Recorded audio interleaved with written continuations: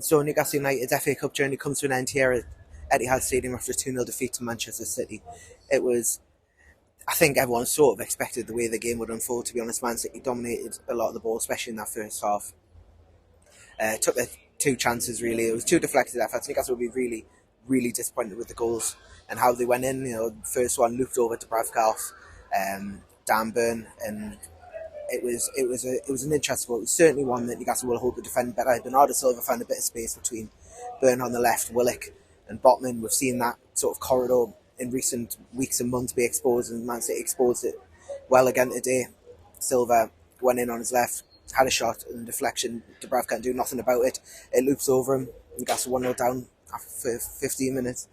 And then, the second goal pretty similar. Again, it was Silva on that sort of left-hand side of the Newcastle defence. And then before you know it, and that one came off Botman, before you know it, it's 2-0, and that's really game over. I think no one really expected Newcastle to come back from that. They'd never give up, to be fair. Isak had a good chance, which was saved well by Ortega, but other than that, Newcastle didn't really test him in the goal. And it was a disappointing, deflating exit to the FA Cup.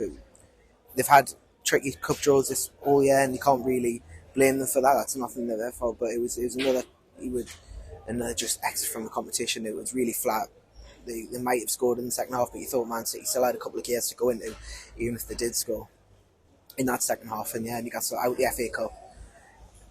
They'll look back on this campaign with a couple of memorable wins, obviously. So that Sunderland win, that'll live long in the memory. They went to Fulham, played very well. Actually, to be fair, they sort of rode the luck at times at Fulham, but they got that win.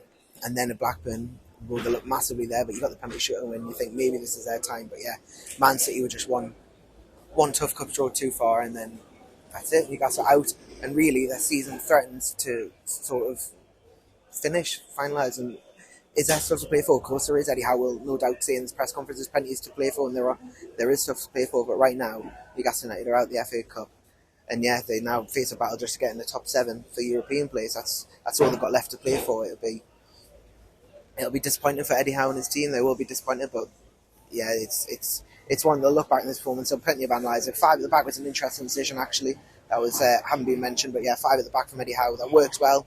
At times they restricted Man City, and you do say the goals were, came from deflected efforts. So you could look at it one way, but then you could also look at the fact that they didn't really do much elsewhere. We've seen them play really good against Man City in this season. When they've gone at them, they didn't do that today. Man City were never really under too much pressure. Yes, a couple of times they did, but not really all game.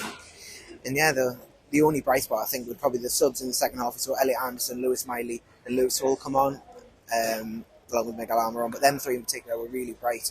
And, they're the future, really, of Newcastle. And, it was good to see Lewis Hall get some minutes. Fans have been calling out for him to get some minutes. And, it was good to see Anderson continue his comeback trail, and obviously Lewis Miley continue to get minutes. So a little bit of positives, but unfortunately you can take all the positives you want, but the end result is Newcastle United are out in the FA Cup, and that's the last chance of silverware, gone for another year.